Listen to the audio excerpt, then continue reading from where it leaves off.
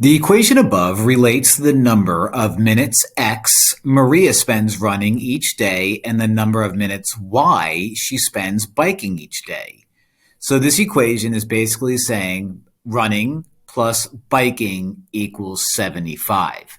In the equation, what does 75 represent? Well, running minutes plus biking minutes equals the total amount of time she did both. So 75 minutes represents how much running and biking she did.